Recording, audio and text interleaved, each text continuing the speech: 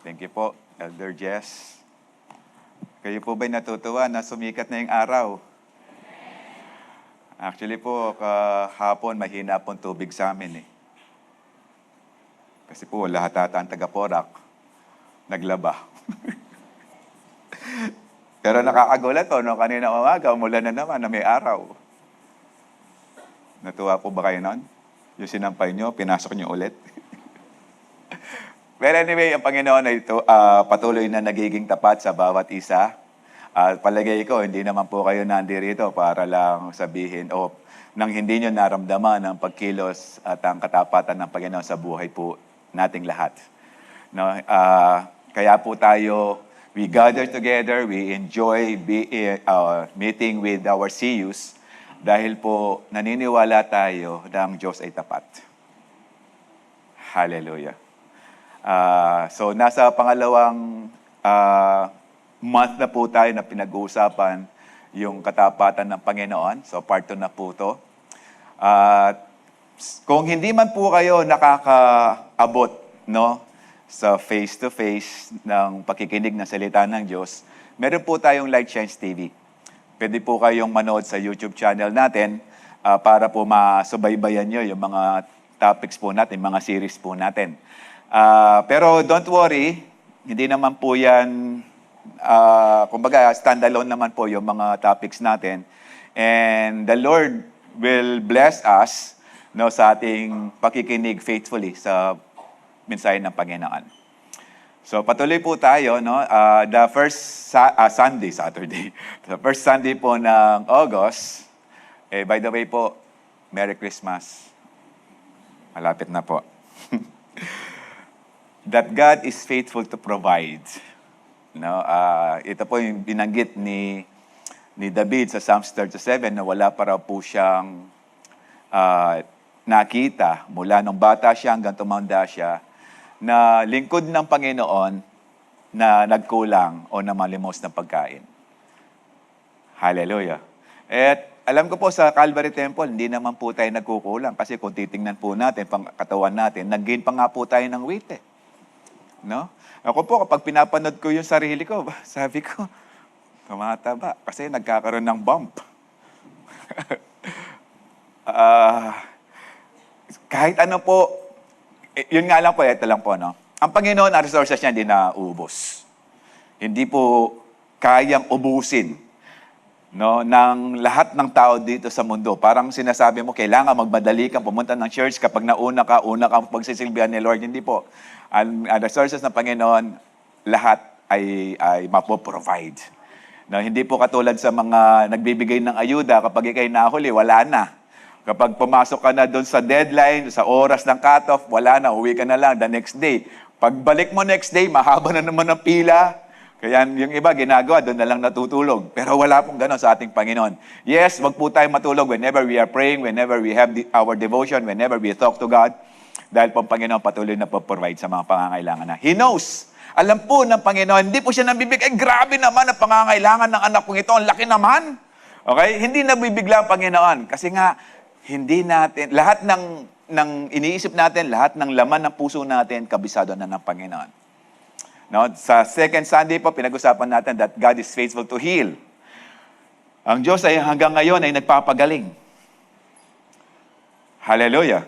No? Walang simpleng sakit at grabing sakit sa harapan ng Panginoon. Lahat po yan pantay-pantay. Lahat po yan ay bunga ng kasalanan. Kung meron ka mang karamdaman ngayon na inaalaw ng Panginoon dahil sa karamdaman na yan, gagamitin ka ng Panginoon. May dahilan ang Panginoon sa bawat sitwasyon ng buhay natin. At madalas, sa mga sitwasyon natin, diyan tayo ginagamit ng Panginoon. No, kanina lang po, before ako umakyat sa dito, may kausap po akong magiging mag-asawa. Okay? At nasabi ko po sa kanila na sa lahat ng sitwasyon ng buhay natin, kabisado ni Lord. Okay?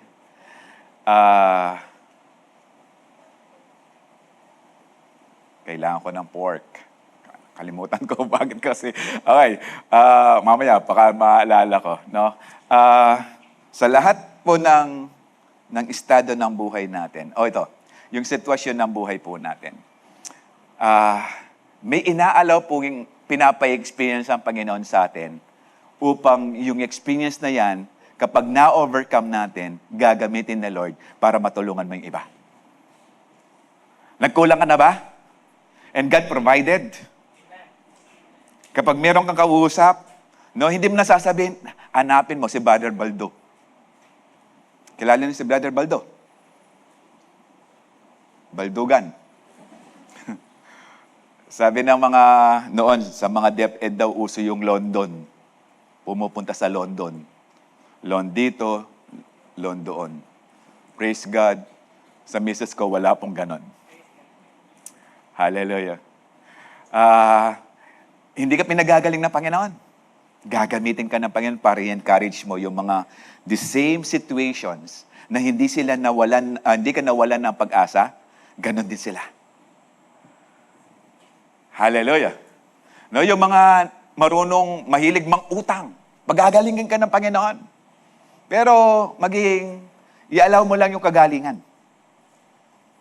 Kasi kapag kuripot ka pa rin, hindi ka gagaling dyan. Kasi ang pinagaling ng Panginoon sa mga pangangailangan natin, pagkakuripot. Ba't ganyan tingin niyo sa akin?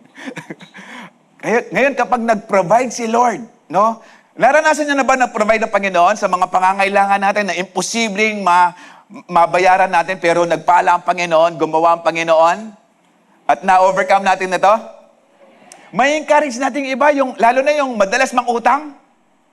Pwede niyo sabihin sa kanila, kikilos ang Panginoon sa mga sitwasyon na katulad mo. Baka sa sitwasyon na to, gusto ng Panginoon makulong ka muna para magbago. Hallelujah. Kasi po, maraming utang dito, utang doon. Okay? Sino po dito yung gustong lumaya sa utang? Sumigaw ng hallelujah. Kukunti na lang.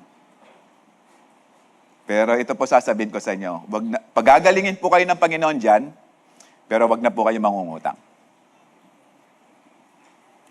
Hallelujah. Ba't ang lungkot tata? Dahil ang Panginoon, pinagagaling din po tayo dyan. Yung sekreto ng kagalingan, yung kapag nagtuto po tayong magbigay. Hindi po tayo makakatanggap kapag hindi po tayo marunong magbigay. Hallelujah. And this time, pag-usapan po natin that God is faithful to forgive. Tayo po'y manalangin. As we pray, O God, continue to encourage us with this topic.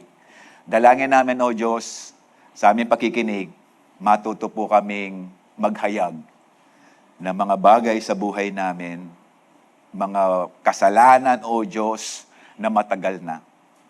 And this time, Lord, tulungan niyo po kami to make it open, na mapatawad at pangmapatawad kami sa mga bagay na to. Be with us, Lord, and bless our knowledge as we pray. And be with us, Lord, let your Holy Spirit na mag-minister sa bawat isa. At sa lahat po na nandirito, I speak your wisdom, your anointing as well, your provision, Lord, even your healing right now in Jesus' name. Be with us, Lord, as we study your word. This we ask in Jesus' name. Amen. So God is faithful to forgive.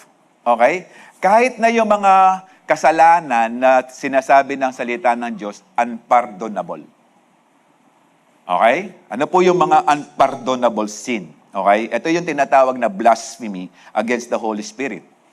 Yung paglapastangan sa banal na Espiritu ng Panginoon. Nakasulat po yan sa Matthew 12. Okay? Sabi po, and so I tell you, every kind of sin or slander can be forgiven. But blasphemy against the Spirit will not be forgiven. Okay? Ang konteksto pong ito, kasi ang Panginoon po, nakikita ng mga Pharisees, at actually kausap ng Panginoon mga Pharisees dito, nakikita na ang Panginoon na nagpapagling during Sabbath. Nakikita din nila, kasi nga, ang mga Pharisee, they are so far, but they can see, okay? Minaman-manan ng Panginoon. Nakikita nila, during Sabbath, kumakain sila. Okay? Tapos, naglalakbay ng malalayo. Nagpapagaling ng Sabat. Tapos dito, nagpalayas ng masamang demonyo. Hindi ikaw, kapatid. Wag ka muna tatayo. Okay?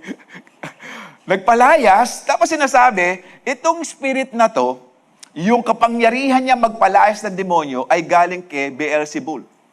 No, yung demonyo, espiritu ng demonyo. Kaya sabi ng Panginoon, blasphemy against the Spirit will not be forgiven dahil yung kapangyarihan ng ating Panginoon, why He can heal, He can prophesy, He can provide. No, yung mga palagay ko, nung nag-provide ng pinakain yung 5,000 with 5 loaves of bread at saka 2 isda, palagay ito, yung mga parising ito, kumain din eh. No? Minsan, yung iba, sa biyaya nandun, pero sa pagproblema na, o lumalayo na, no? So, kino-consider na yung power ng ating Panginoon galing sa demonyo. Kita naman nila, even Nicodemus, a Pharisee, na sinabi niya, wala namang ibang tao na makagagawa niyan kung di yan galing sa Diyos. Sa John 3. Okay? Pero itong mga Pharisee na to, sobra na. Kasi although sinulat po yan sa Matthew 12, pero paulit-ulit na po nilang ginagawa ito. Okay? Nire-reject po nila yung ang kapangyarihan ng Panginoon na galing sa Santong Espiritu. Anyone who speaks a word against the Son of Man will be forgiven. But anyone who speaks against the Holy Spirit will not be forgiven either in this age or in the age to come. No? Hindi lang ngayon, maging sa mga susunod na araw pa. Ngayon, eto. Ano ba yung unpardonable sin? Parang itong bilicidity. Alam mo yun? Bilicidity. Visibility. Okay. Tatawa ako dun sa pag pinapanood ko yun eh, no? Ito, unpardonable sin. Jesus talk about is ongoing, willfully rejection of the Holy Spirit's testimony about Jesus. Ito, willfully. Ibig sabihin, talagang decision mo. Tapos, it's ongoing, it's continuous process. Not one-time mistake or slip, yung nadulas lang ang dila mo. Hindi yung minsanan lang. Okay?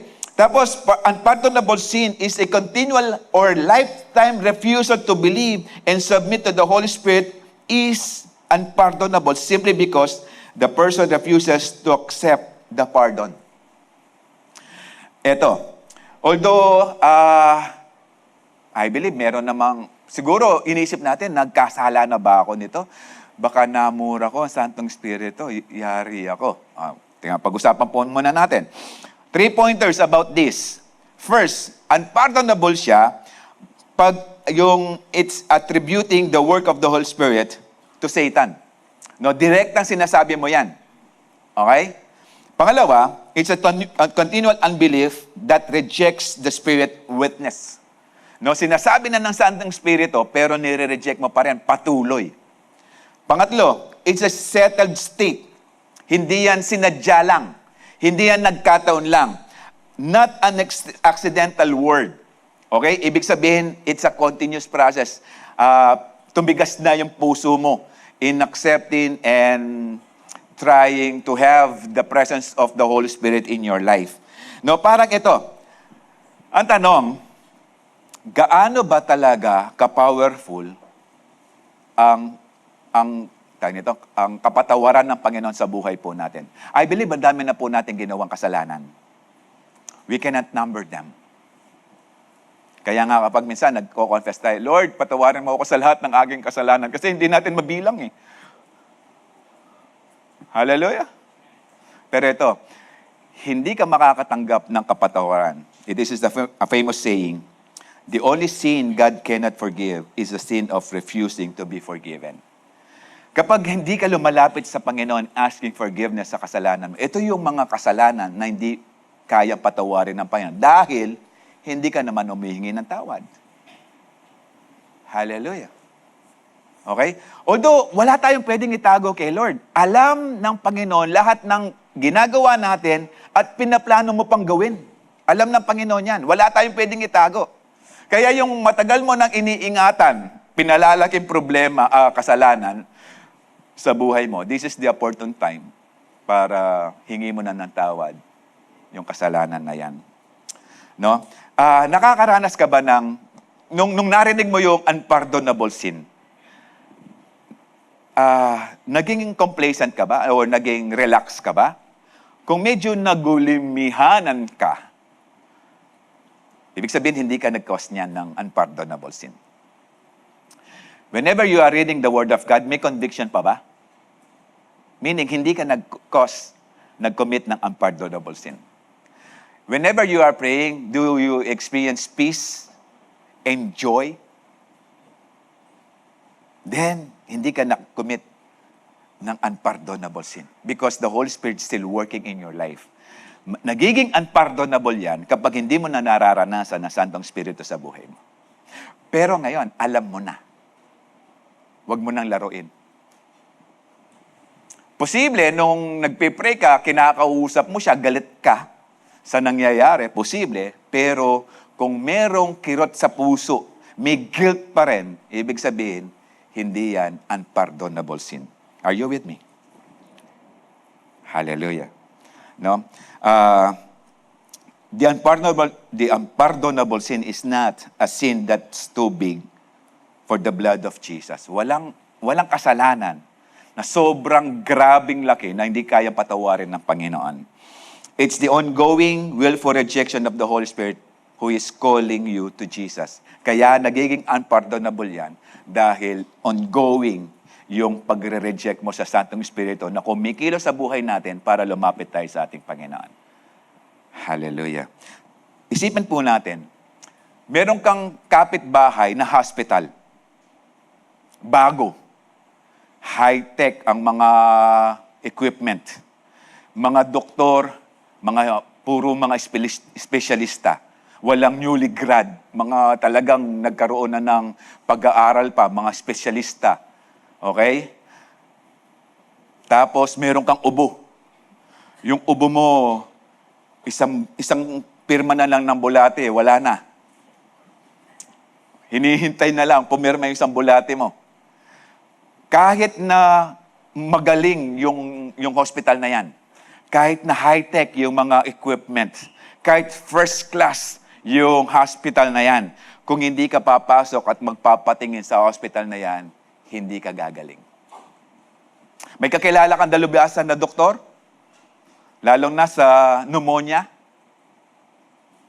Hindi demonya, no? Pneumonia. Okay? Grabe, graduate ng UST. Nag-aral pa sa abroad. Tapos, nagdalubhasa. No? Tingnan pa lang niya yung taong umuubo. Alam na niya kung ano yung gamot. Okay? Kung may kakilala ka niyan, tapos inuubo ka, kung kahit na best friend mo yan, kahit ka-chat mo yan everyday, kahit na meron kayong picture na magkatabi, kung hindi ka lalapit sa kanya, magpapatingin sa kanya, hindi ka rin niya mape-prescribe ng gamot para gumaling ka. That is the same thing with our sin.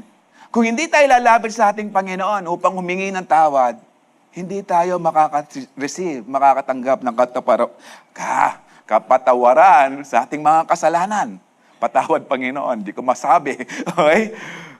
Nakakaintindihan ba tayo dito? Pero may good news. Anong gusto niyo? Good news, bad news? Of course, good news. 1 John 1:9. Sabi niya, if we are faithful, kaya kong basahin, kahit wala pa. To confess our sins, He is faithful and just to forgive our sins. Okay? Sa NIV, if we confess our sins, He's faithful and just and forgive us our sins and purify us from all our unrighteousness. Okay? Ito, walang exemption dito. Kasi the word is we, including John the Beloved na nagsulat nito. Na masyadong malapit sa ating Panginoon, na kapag kumakain sila, nahihilig pa sa dibdib ng ating Panginoon. Pero sabi niya, if we confess our sins, including Him, sino tayo? Sino bang mas malapit kay Lord? Ikaw o si John the Beloved? Na apostol ng Panginoon, na nakasulat sa wall ng New Jerusalem, yung kanyang pangalan. Hallelujah. Pero sabi niya, He is faithful and just to forgive our sins. If we, ibig sabihin, yung confess dito, if we admit, if we agree that we sin against God, He is faithful and just to forgive our sins. Hallelujah. Are you with me? Ibig sabihin, wala kang tinatago dito. No, kapapatawaran ka ng Panginoon kapag inopen mo na. Alam nyo kung bakit ang demonyo nakakakilos sa mga kasalanan nating ginawa? Kasi tinatago pa rin natin. Ang demonyo, mahilig siya at paborito niya yung mga kasalanan tinatago pa. Ibig sabihin, kaya nga tinatago mo yan kasi balak mo pang gumawa. Balak mo pang i-master. Balak mo pa, meron ka pa, pinaplano. Kaya nga, patungan ng demonyo, i-encourage ka pa niya, sige, maganda yan. Pero when you open it to the Lord, kinonfess mo na, mawawala ng kapangyarihan ng demonyo na gamitin pa yan dahil meron ka ng kapangyarihan na sabihin ka sa demonyo, pinatawad na ako ng Panginoon dahil hingi ko ng tawad dyan. Di ba alam yung 1 John 1:9? Hallelujah! So confession doesn't make God willing to forgive. No, hindi lang yun. Pag nag-confess tayo, willing talaga siya. Yes, willing siya. The cross made Him willing. Yung communion na ginagawa natin, patuloy tayong nire-remind that God is faithful to forgive our sins. Confession just agrees that what He has already did. No? Sa krus, grabe ang ginawa. Tinubos tayo sa ating mga kasalanan. Yung confession na ginagawa natin, we agree na tinubos na tayo sa ating mga kasalanan at yung kapatawaran is available to all who ask forgiveness sa ating Panginoon. You don't earn God's forgiveness by being perfect. Alam ng Panginoon, kapag humingi ka ng tawad, magkakasala ka pa rin. Pero He is willing to forgive.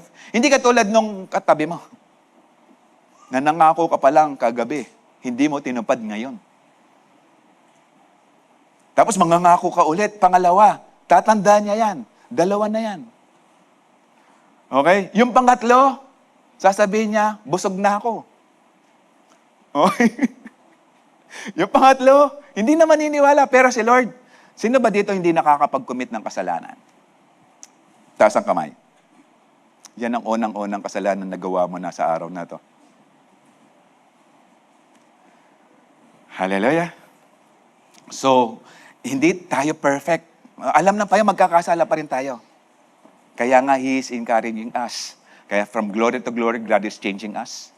Hindi yan one time. Hindi nakukuha yan sa New Year's resolution. Nakukuha yan sa paglapit natin sa ating Panginoon. Hallelujah. Kaya humingi ka ng tawad sa misis mo. Sabihin, patawarin mo ako sa mga pangako hindi ko natupad. Mangako ulit ako. At hindi ko pa rin tutuparin. Tingnan mo kung anong gagawin niya. Tao yan kasi. Pero ang Diyos, grabe ang pag-ibig ng Diyos sa atin.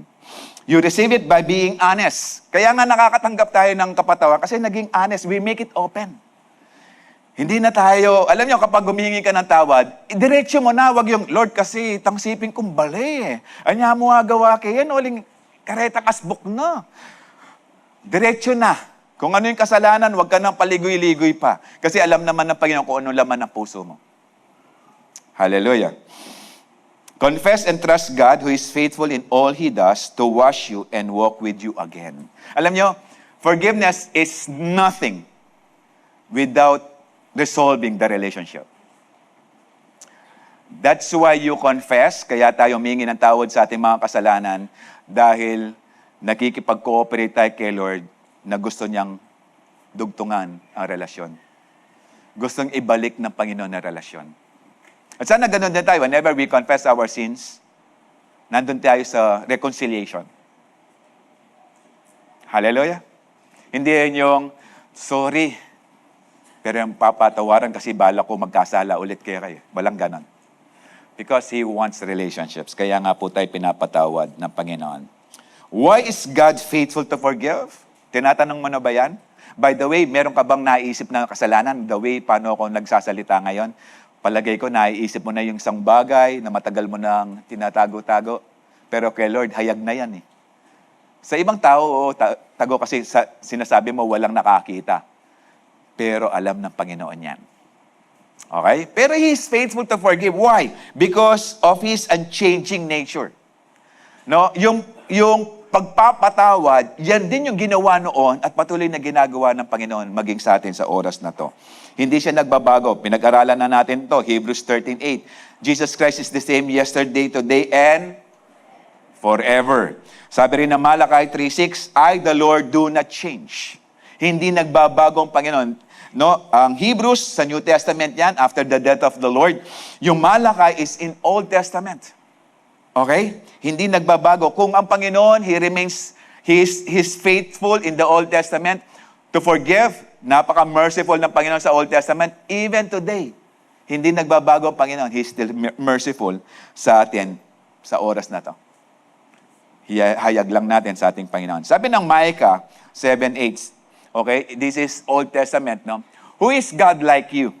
Wala naman talaga ibang Diyos, di ba? Pero tingnan niyo po. Who is God like you? Who pardons sin and forgives the transgression of the remnants of His inheritance.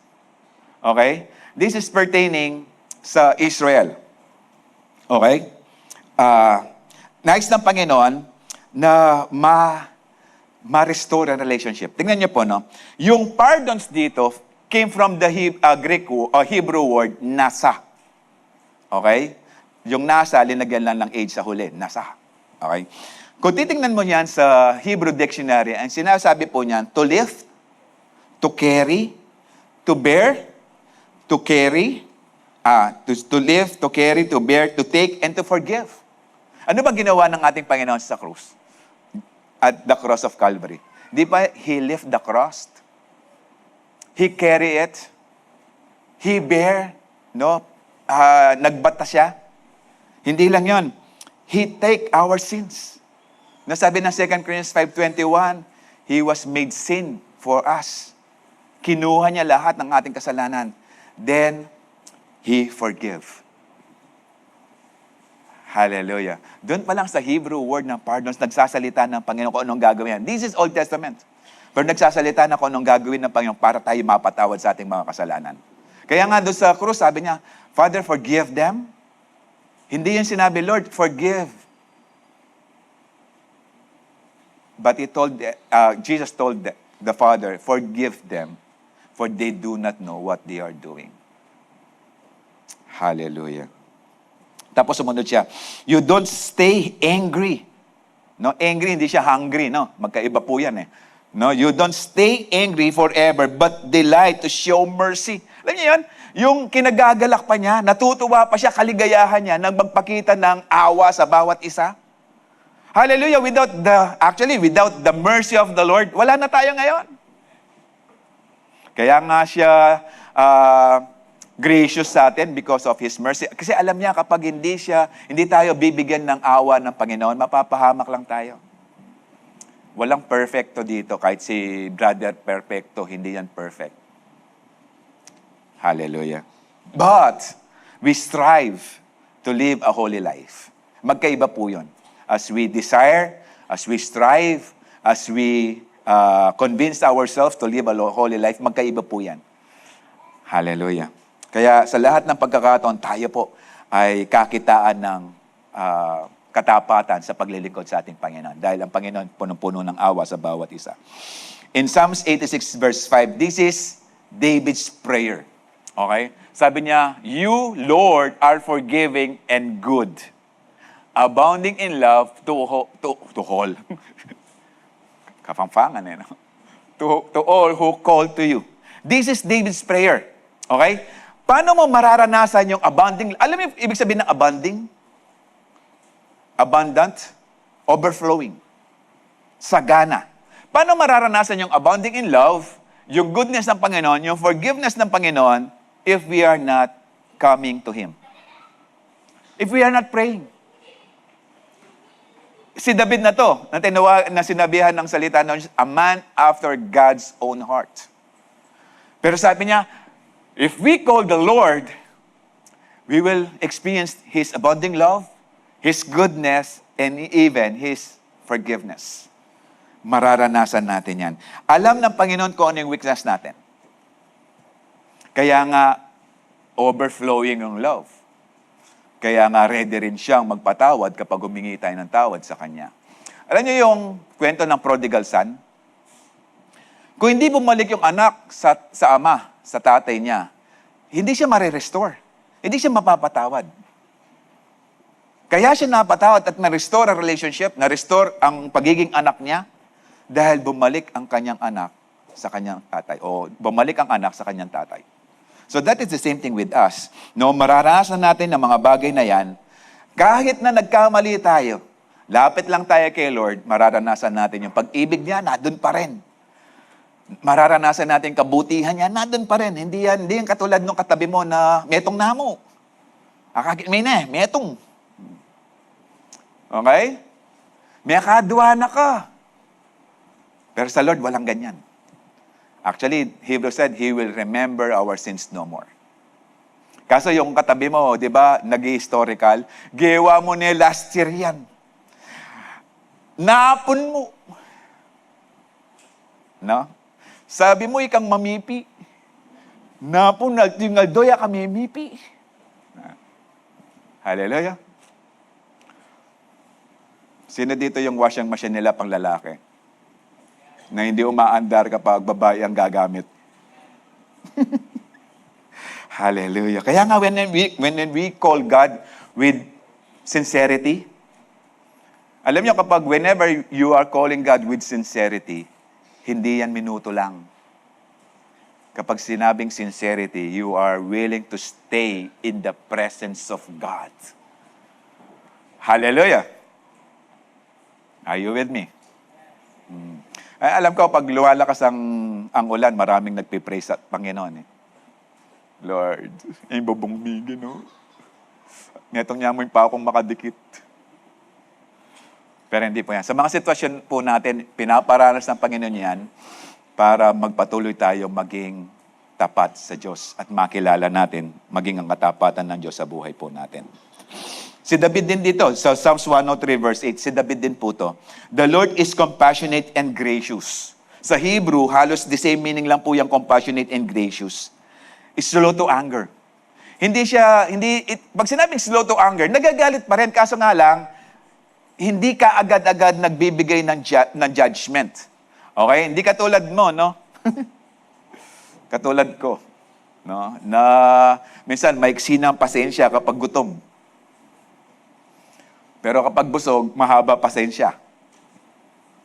Lalo na pag spaghetti ang ulam, ang kinakain. Amen? So, grabe din magalit ang pero slow to anger. Okay? Pero pag nagalit na, nasagad na ang Panginoon, grabe na. No? Kapag nagkaroon ng judgment ng Panginoon, grabe na. Kapag sinagad na ng tao, grabe na.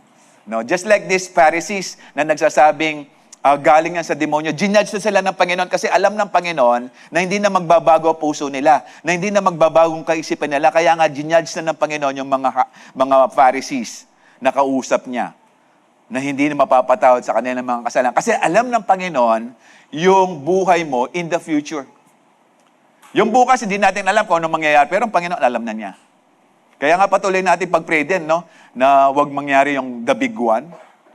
Kasi Indonesia, nakaranas na ng malakas na lindol.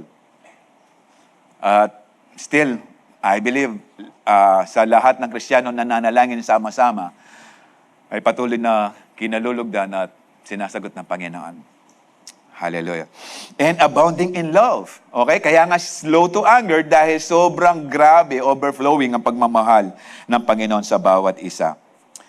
No? Sabi rin ng 2 Peter 3:9, the Lord is not slow in keeping His promise. Kaya nga slow to anger. As some understand slowness, instead He is patient with you, not wanting anyone to perish. Kaya nga He's slow to anger, but everyone to come to repentance. Yan ang gusto ng Panginoon, na mag-repent, lumapit tayo sa Panginoon. The God who was merciful yesterday, is merciful today, and will be merciful forever. Hallelujah. Sa Panginoon, di mo maririnig na, anak, sobra na ka. Sobrang grabe na yung mga kasalanan mo. Sa Panginoon, alam niyo, sa Panginoon, ang tiningin niya sa atin, awa. And every time na magkakasala tayo, nandun pa rin yung mercy ng Panginoon. Kasi dahil alam niya, kung hindi niya ipopursue, hindi niya na tayo ipopursue sa mga kasalanan ginagawa natin, alam ng Panginoon, mapapahamak lang tayo. Just allow God No, ibigyan mo lang ng access ang Panginoon sa puso mo. Mararanasan mo ang kapatawaran ng Panginoon sa buhay mo. Pangalawa, why is God faithful to forgive? Because of what Jesus paid on the cross. Last Sunday, pinag-usapan natin na yung healing ay binayaran ng Panginoon sa krus para sa atin. So maging din, no, ang kapatawaran, binayaran na ng Panginoon. In Ephesians 1:7 said, "In Him we have redemption through His blood." Pag pinag-uusapan blood, it's about death. No? Hindi naman basta blood lang yan. It's about death. The forgiveness of sin according to His riches of His grace. Kaya nangyari yung redemption with His life, yung buhay that causes life, because of His riches of His grace. Sa sobrang lawak at grabe na awa sa ating lahat. We don't deserve this. No? Yung grabing laki ng kanyang biyaya at awa sa bawat isa, hindi natin deserve yan. Pero binigay pa rin ng Panginoon. No, nung namatay ang Panginoon, actually sa krus, kahit isang patak lang, solve na yung problema. Solve na yung kasalanan natin. Pero anong ginawa ng Panginoon? He gave His blood. He poured out His blood. No, umagos. Actually, according sa mga experts, sa mga medical experts, nung tinusok sa tagiliran ng ating Panginoon, bumuhos lahat ng natitirang dugo sa kanyang katawan. Umagos pa. Kung sa mga sugat niya na nandun sa krus, na patuloy na dumudugo, pero nung sinundot ang kanyang tagiliran, umagos pa, lumabas pa yung natitirang dugo sa kanyang katawan. This is how rich the grace of God for us. Hallelujah. No? Grabe rin ang biyaya ng Panginoon. Kasi sabi ng Romans 5:8, while we are still sinners, Christ died for us. Di ba sobrang grabe ng biyaya at awa ng Panginoon sa bawat isa? Kaya nga, kung hindi ka lang lalapit sa ating Panginoon para humingi ng tawad, mayabang ka na lang. Ito, pinag-uusapan na natin paglapit at paghingi ng tawad sa ating mga kasalanan. Pero kung hindi mo pa rin ginagawa, pride na lang yan, kapatid. Pipirtuhin ka yan sa impyerno kapag hindi ka humingi ng tawad. Hallelujah. No? Sa mga Pampangan, meron yan. Fried chicken kasi yan. Try mo maging prideful sa harapan ng Panginoon kung di ka lilitsuin sa impyerno. Pero ang Panginoon, labis-labis ang kanyang awa sa bawat isa. Kaya nais niya na maranasan natin ang Panginoon. Hindi tayo tinubos ng Panginoon dahil tayo mga banal, tayo magaganda, magagaling, mga gwapo, no? Mahuhusay gumawa. No? Alam ko, mga Kapampangan, marunong gumawa yan eh. Kwento. Pero hindi yan. No? Pinatawad tayo ng Panginoon dahil alam ng Panginoon, wala tayong magagawa kung hindi tayo tutubusin sa ating mga kasalanan. Hallelujah. Colossians 2:13-15 said, "You were dead because of your sin and because your sinful nature was not yet cut off." So patuloy yan kasi nga wala pang nangyayaring katubusan sa ating mga kasalanan. Then God made you alive with Christ, for He forgave all our sins. Okay? Lahat. Walang tinira. Lahat, maliit man yan, malaki, walang maliit at malaking kasalanan sa harapan ng Panginoon. Hallelujah. When we sin against Him, wala ding, hindi rin mabagal ang Panginoon para magpatawad siya. Kapag maliit na bagay, okay lang yan. Pero pag malaking bagay, hindi na. Sa lahat ng panahon, sa lahat ng sitwasyon ng buhay natin, pag naging matapat tayo sa ating Panginoon, available ang kapatawaran sa atin ng Panginoon. Kaya nga, sabi ng Panginoon, in 1 John 1:9, He is faithful and just. Kasi kaya po, may kailangan magbayad sa ating mga kasalanan. Tingnan po natin, no? In verse 14, He canceled the records of charges against us and took it away by nailing it to the cross. Kailangan may magbayad, no? Pinatawad tayo ng Panginoon dahil tayo ay patay. Kung di tayo patatawarin ng Panginoon, walang buhay na mangyayari. At ginawa yan sa pamagitan ng buhay ng ating Panginoon. He canceled the record of charges against us and took it away by nailing it to the cross. Alam nyo, during the Roman times, no, nung panahon ng ating Panginoon, even yung mga apostles ng ating Panginoon, lahat ng pinapako sa krus, pinapako din doon yung kasalanan niya. Si Lord walang kasalanan. Walang nakarecord na kasalanan na pinako ng mga Roman soldiers sa kanyang krus. But the Lord said, as He forgives us, He took it away by nailing it to the cross. Hallelujah. At yung kasalanan na yan, ang pwede lang magtanggal, o dun sa kasalanan na yan, pinatawad na ng Panginoon, ang pwede lang magtanggal ng pako niyan, ang Panginoon. Ang demonyo, hindi niya kayang tanggalin yan. Ang Panginoon lang magtatanggal. So, ibig sabihin, kapag tayo pinatawad ng Panginoon, secured na kasi nangyari na sa krus. Hallelujah. No? Kaya nga sabi rin na 1 Corinthians 10:13, walang temptation na common to men.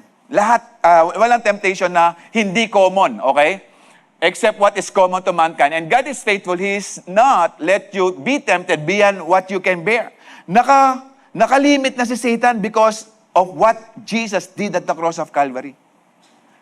Hallelujah. Dahil tinubos na tayo sa ating mga kasalanan. Ngayon, kung hindi man natin kayang lampasan yan, yung temptation o yung kasalanan, the Lord will give you an access para maranasan, makawala tayo dyan sa kasalanan na yan. Kung iaalaw lang natin ang Panginoon sa buhay natin. At kung susunod lang tayo sa ating Panginoon. And sabi niya, in this way, He disarmed the spiritual rulers and authorities. He showed them publicly by His victory over them on the cross. He shamed them publicly. Kaya nga ang demonyo, wala na siyang authority to torment us. Maliban kung bibigyan mo siya ng access sa buhay mo.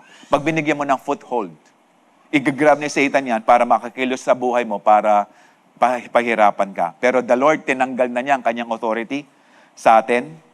Pero meron tayo. Yes, yung kapangyarihan, andyan pa rin kasi nakakabigay pa rin siya ng karamdaman, pumapatay pa rin siya. Pero yung authority, wala na. Kung hindi lang natin siya bibigyan ng access. Kaya whenever we wake up, no, let's pray for God's protection. Hallelujah. Ito rin ang tinuro ng Panginoon sa Matthew 6. Deliver us from evil and lead us not into temptation, but deliver us from evil. Hallelujah. God doesn't forgive because we're good.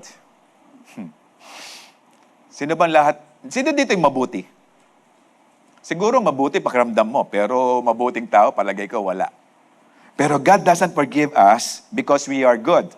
He forgives because Jesus paid it on the cross, and the cross settled it all. Kaya nga sabi ng Panginoon sa krus, tetelestai.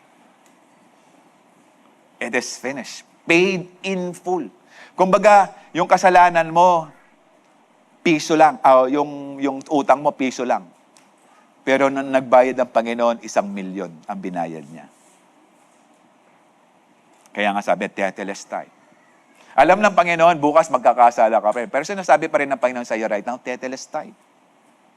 Paid in full. Maging tapat lang po tayo sa ating Panginoon. Justice was already satisfied. God paid the full price so that God can forgive us and still be righteous. The debt is nailed down on the cross. Kaya nga, in 1 John 1:9, He's faithful and just. Kasi kung hindi babayaran ng Panginoon, mawawala yung pagka-just niya. Kaya nga kailangan niyang bayaran sa pamagitan ng kanyang dugo, ng kanyang anak, upang yung righteousness, yung pagiging just ng Panginoon, ma-serve. Hallelujah. Kailangan may magbayad. Actually, in the Old Testament, lahat ng kasalanan, may kapatawaran, pero bago yon, merong sacrifice muna. Okay? Kasi sabi ng Hebrews 9:22, in fact, the law requires that nearly everything be cleansed with blood, and without the shedding of blood, there is no forgiveness. So in the Old Testament, lahat ng mga sacrifices nila, bunga ng kanilang kasalanan. Kaya nga nag-o-offer sila ng mga sacrifices. In Leviticus, may mga Levitical sacrifices, there are 5 main types of offering or sacrifices na nasulat sa Leviticus. First is burnt offering. Yung burnt offering, ang purpose niyan is a total dedication and atonement. So para mapatawad ang mga kasalanan. Mag-o-offer sila ng bull, lamb, birds, completely burned on the altar. Yung key verse niyan is Leviticus 1:4. Symbol, giving your whole life to God para ma-restore. So, kailangan mo ng merong burnt offering. Pangalawa, grain offerings. Ito yung mga harvest nila. Mga grain, okay? Mga olive oil, okay? Ang purpose nito, to worship, thanksgiving, dedication of daily work. Ang offering, fine flour, oil, and frankincense. Walang blood. Okay, ito lang yung offering na walang blood, walang hayop na mamamatay. Yung key verse is Leviticus 2 verse 2. Yung symbol, honoring God with the fruit of your labor. 3, peace offering. Okay, nasa Leviticus 3 yan. Purpose, fellowship, and thanksgiving. Ang offering, animal from herd or flock. Part burn, part eaten by priest and worshiper. Ang key verse is Leviticus 3:1. Ang symbol, peace with God, eating together with Him. So kaya nga may peace offering. Okay? 4, pang-apat, sin offering. Nasa Leviticus 4. Ang purpose is atonement for unintentional sin. Okay? Offering, bull pa rin.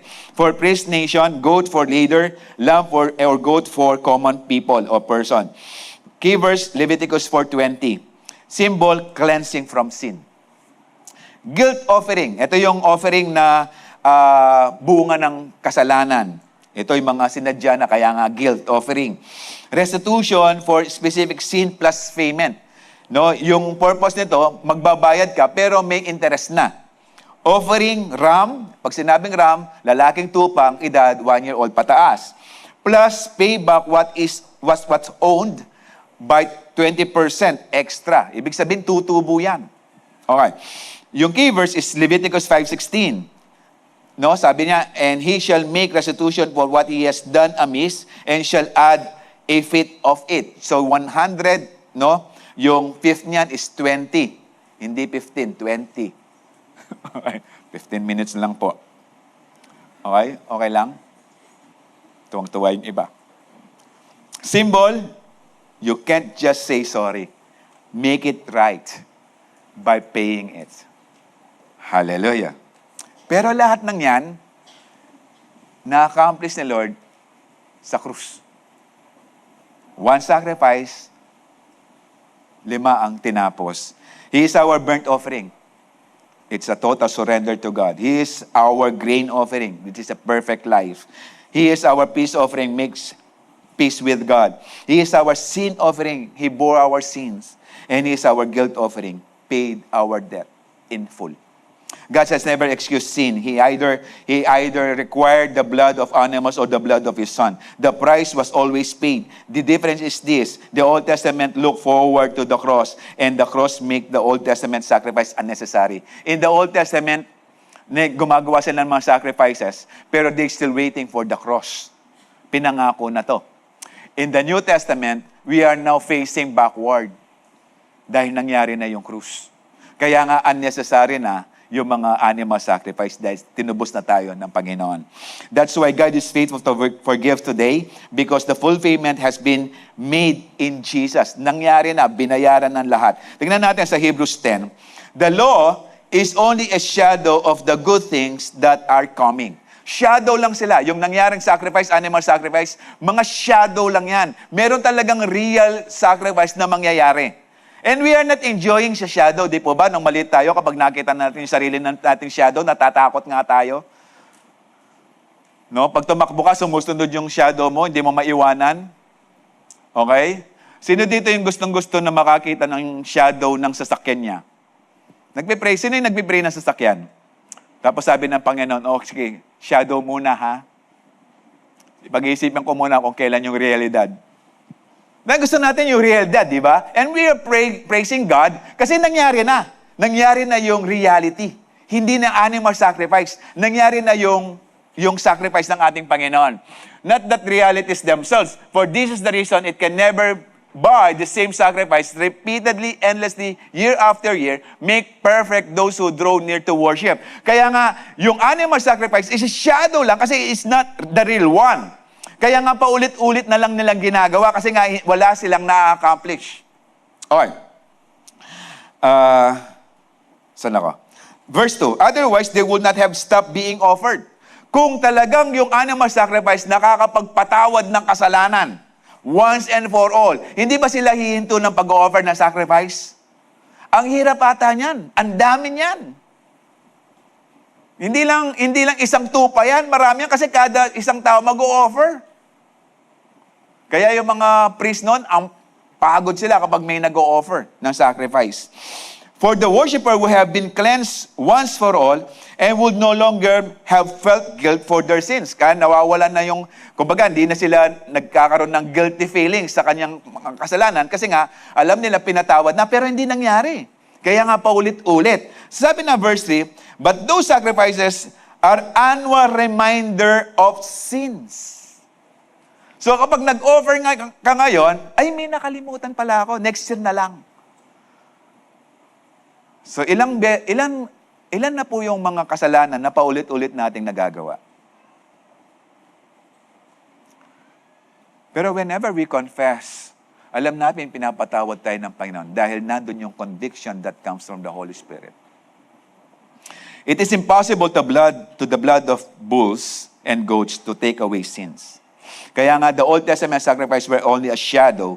They had to be repeated because they could not take away sin. But Jesus, one sacrifice on the cross, cleanses once for all so that no longer live in guilt. Hindi na.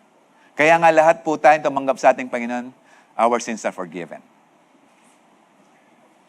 Hallelujah. Kung merong mang ikakaso ang demonyo sa atin, meron tayong attorney, ang ating Panginoon. Sasabihin naman, may kasalanan yan. Sasabihin ng Panginoon, paid in full. The sentence has been served. Okay? Malaya na yan. Kaya nga palayain mo na yung sarili mo kapag pinatawad ka na ng Panginoon. Kapag humingi ka ng tawad sa mga kasalanan mo. Tingnan natin, no? In the Old Testament law, animal sacrifice o sacrifices pointed to the sacrifice of Jesus. Instead na animal, it's Jesus. Yung priest, yung high priest na mag-offer sa sacrifice, it represents Jesus as our perfect sacrifice. Sabi nga ng Hebrews 4:16, let us approach the throne of grace with confidence because of what the high priest, our high priest, has done for us. No? So, temple, pointing to the presence of God in our life. Kaya nga, whenever we pray, tapos we have this high priest, na whenever we are praying, having this confidence because of what our high priest has done at the cross of Calvary, we can approach the throne of grace, the presence of God, with confidence. Hallelujah.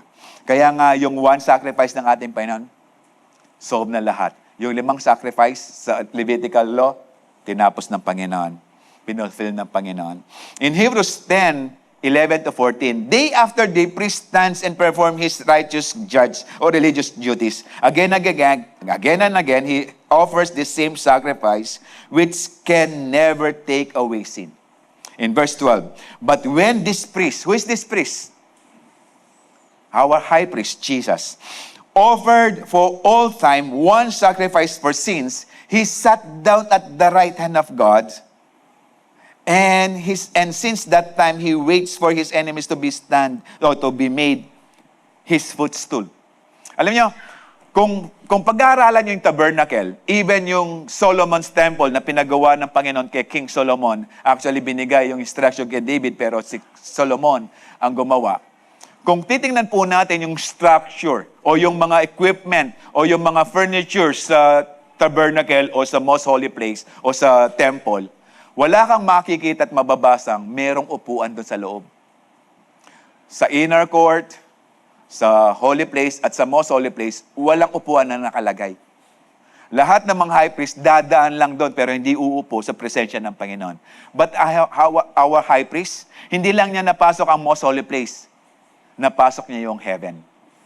He was with the Father. Mas grabe, hindi lang holy place. He sat down at the right hand of God. Meaning, tapos na. Yung mga high priest, hindi makaupo dahil hindi pa tapos ang kanilang trabaho, yung kanilang task. Pero ang Panginoon, when He died at the cross of Calvary and resurrected, nangyari na. Nagpahinga ang Panginoon, umupo na siya. Why? Because tetelestai. It is finished. Hallelujah.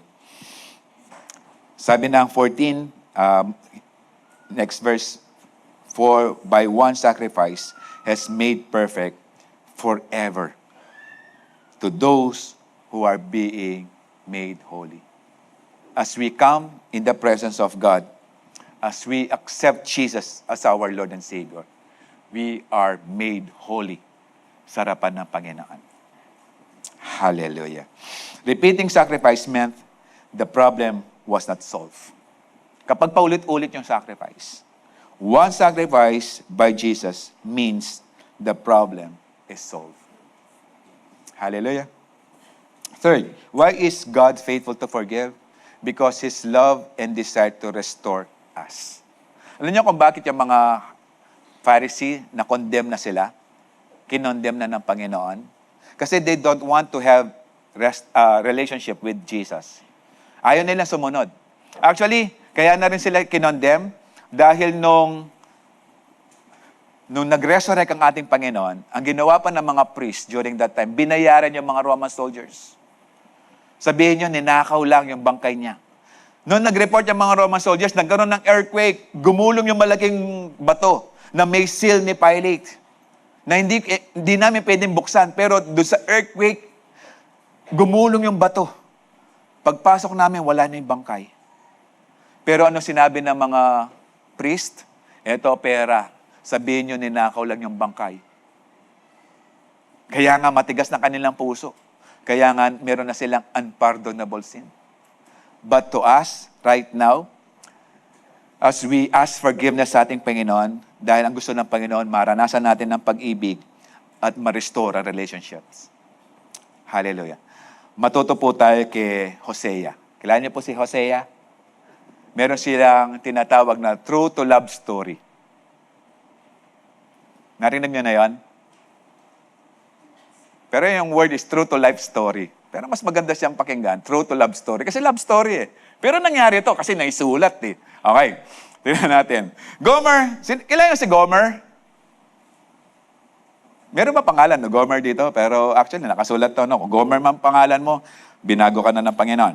Okay, si Gomer and Hosea, si Hosea yung prophet ng Panginoon, is one of the most heartbreaking love stories in the Bible. And it's actually a picture of God's love for us. No, ginamit yung love story para ipakita na pa yung kung gano'n niya tayo kamahal even today. No, nangyari ito in the time ng Northern Kingdom, sa 6th king ng Northern Kingdom, kasi nga paulit-ulit na lang sila na nagkakasala, nag-cheat, they are worshiping idols instead Yahweh. No, paulit-ulit, kaya nga sabi niya ng Panginoon kay Hosea, basahin natin,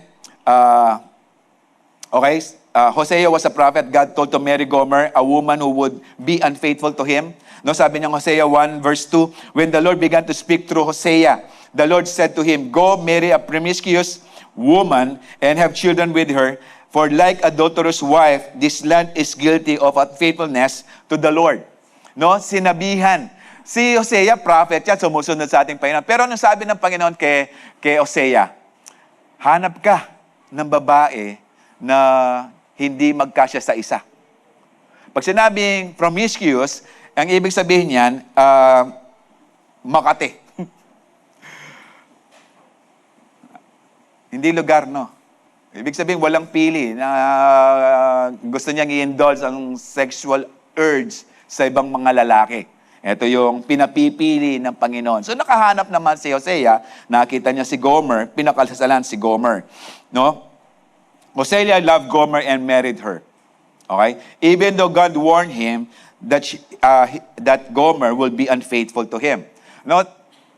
Sinabi na ng Panginoon pakakasalan mo yan, magkakaroon ka ng anak, pero after pag nakatatlo na kayo, lalayas yan, maghahanap ng ibang lalaki. Kasi lalakero. Okay? Dinaig pa yung Samaritan woman. Gomer was unfaithful. No? She left Hosea to chase another or other lovers. She committed adultery and eventually ended up enslaved, probably from death. Posible nagkautang si Gomer, kaya na-enslaved na siya sa prostitution. Posible. Sabi niya sa Hosea 3 verse 1, and the Lord said to me, to Hosea, go show your love to your wife again. Though she is loved by another man and is an adulteress, love her as the Lord loves to Israel. So I bought her for 15 shekels of silver. Alam niyo magkano yung 15 shekels of silver? It's about $356 today's time. Mga 21,000 mahigit sa piso, sa pera natin. Ganun lang kalaki. Pero dahil hindi mabayaran ni Gomer, kaya na-enslave siya, no? Pumasok siya sa prostitution. Inalila na siya.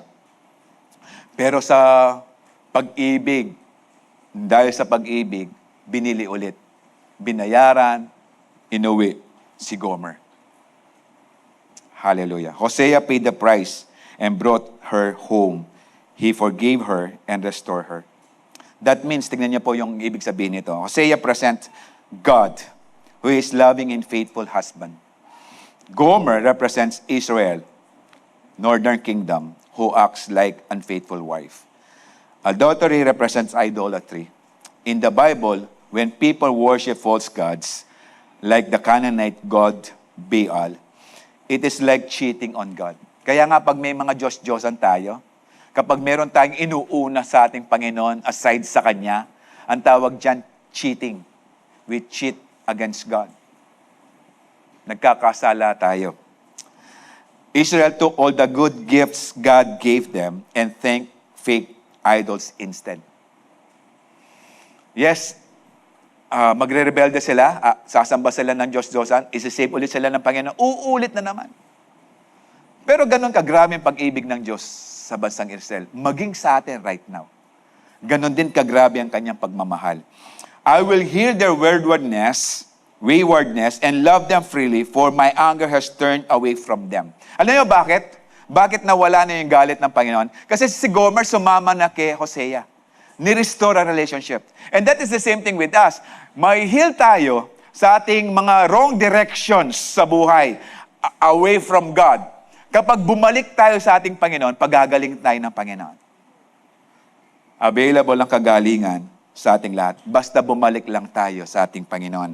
Huwag natin sabihin na grabe na yung kasalanan ko. Ano bang grabing kasalanan hindi kayang patawaran o patawarin na Panginoon sa pamagitan ng kanyang dugo? Gomer's story shows the depth of our sin. Pero Hosea's story showed the depth of God's grace. Biro mo, hindi mo lang kinuha ulit yung asawa, binayaran mo siya. And that is the same thing with us. Walang kasalanan si Jesus, pero siya nagbayad sa mga kasalanan natin. It cost his life. Buo, lahat ng kanyang dugo, binuhos. It cost his life. He cost his life. Hallelujah. We kept running. God keeps pursuing. Why? Kasi alam lang pa yun, kapag hindi tayo pursue, mapapahamak tayo. Kaya kapatid, kung ikaw'y tumatakbong palayo sa ating Panginoon, humarap ka na sa Kanya. Malapit na siya dumating. Even when we are at most, God says, I pay to bring you home. I will pay you to bring you home. Hallelujah.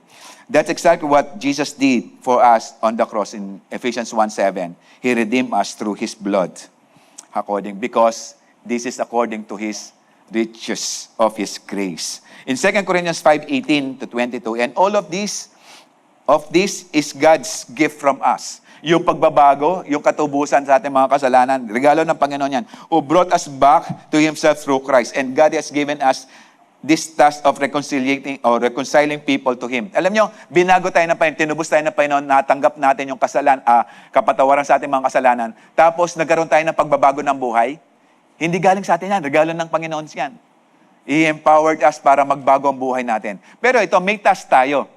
Reconciling people to Him. Kasi naranasan na natin eh. Hindi tayo wala tayong magagawa to reconcile people kung tayo mismo hindi tayo reconcile sa ating Diyos. At dahil napatawad tayo sa ating mga kasalanan at reconciled, bumalik ang relasyon natin sa ating Panginoon. In verse 19, for God was in Christ. Maging ang ating Panginoon, nung nandito siya, nandun ang Diyos sa Kanya. Reconciling the world to Himself, no longer counting people's sins against them. Kaya nga, yung message din natin, sasabihin natin sa mga tao, kapatid, hindi na concern ng Panginoon sa kasalanan mo. Lapit ka lang sa Kanya. Okay? And He gave us this wonderful message of reconciliation.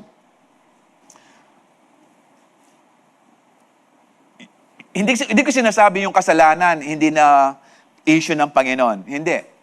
Yes, may kasalanan ka, pero hindi yan ang major issue. Ang major issue, yung ibalik mo lang ang sarili mo sa Diyos. Kaya sabi ng 20, we are Christ ambassadors. God is making His appeal through us. Kapag ambassador, meron kang mensahe, pero yung mensahe hindi galing sa'yo. Galing doon sa nagpadala sa'yo. Kung ikaw ambassador, Pilipino, pero ambassador ka sa Amerika, nandun ka sa Amerika, pero hindi ka Amerikano. Ang loyalty mo, nasa Pilipinas. That is the same thing with us. We are Christ ambassador. Yung loyalty natin, hindi sa mundo. Sa Lord. Okay? Tapos ito, He is making an appeal through us. We speak for Christ when we plead, come back to God. Hindi na issue. Yung major issue, hindi yung kasalanan. Ang issue is, balik ka na sa Diyos. Hallelujah. Ire-reconcile ka ng Panginoon. Balik ka lang sa Kanya. Walang mangyayaring reconciliation kung di tayo babalik sa ating Panginoon. Kung di tayo magde-decide. Actually, asking forgiveness, asking to restore relationship, it's a choice. Piliin mo yan. Mag-decision ka. Through Christ, He already reconciled the world through Himself, and now He's pleading with every person. Sabihin natin sa mga taong wala pa sa ating Panginoon, balik ka na sa Panginoon. Hinihintay ka na ng Panginoon. No sin is too big because His love is bigger. Hallelujah. Hallelujah. Hallelujah. Alam nyo, ang sarap maging ambassador.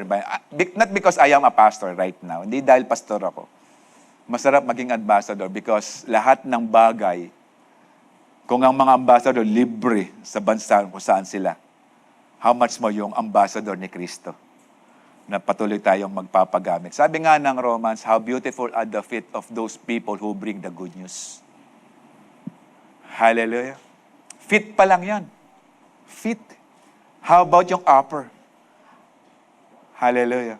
Kung pinagpapala na yung paa ng mga taong sumusunod sa nagde-declare na nagsasabi sa mga tao, come back to God as we be to Him, pagpapalain tayo ng Panginoon.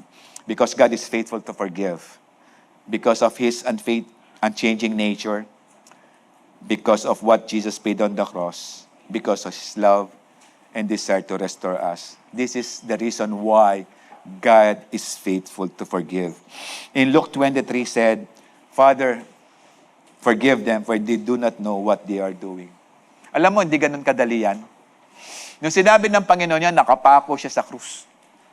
Walang tungtungan. Kailangan niyang hilahin yung sarili niya, bakit? Para makahinga. At kailangan niya rin ibaba ang sarili niya para makapag-exhale. Walang tungtungan, nakasabit lang siya sa pako. At gaano kasakit yung hihilain mo yung katawan mo sa pamamagitan ng kamay mong nakapako sa krus. At nung sinabi niya, I believe hindi ganun kadali.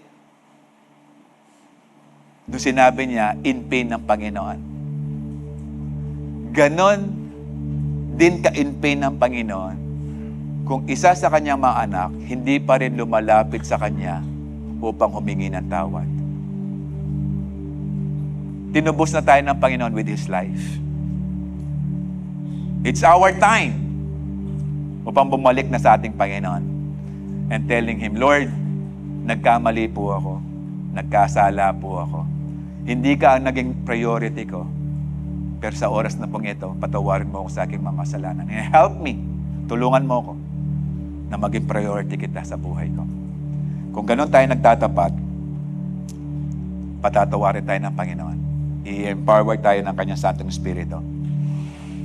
At ang buhay natin ay magiging blessing at pagpapala at kaaya-aya sa harapan ng Panginoon. His faithfulness to forgive is proven at the cross, and His heart is for all the people to be reconciled to Him. Amen. Ulitin ko, walang grabing kasalanan na hindi kayang patawarin ng Panginoon. Maging tapat ka lang sa oras na to. Sabihin mo lang, hingi mo lang ng tawad sa oras na to. Patatawarin ka ng Panginoon. Because He is faithful and just to forgive our sins. Sige po, tayo po'y tumayo. Dadako po tayo sa banal na hapunan. At sa ating ginagawa, patuloy nating isipin, hindi madali natubusin tayo ng Panginoon sa ating mga kasalanan. Pinako siya sa cross for about 3 hours. A minimum of 3 hours siyang nakapako sa krus. Waiting for the time para sabihin niyang, Tetelestai, it is finished. Inihintay niya yung paglabas din ng high priest sa temple na sasabihin niya, it is finished, Tetelestai. Ganon din ang hinintay ng Panginoon para lang i-declare, Tetelestai. Hindi ganon kadali. Pero napakadaling lumapit ngayon sa ating Panginoon to ask sorry. Humingi ng tawad. Napakadali ngayon. Sambitin mo lang sa ating Panginoon with sincerity of the heart. Alam ko patatawarin tayong lahat ng Panginoon.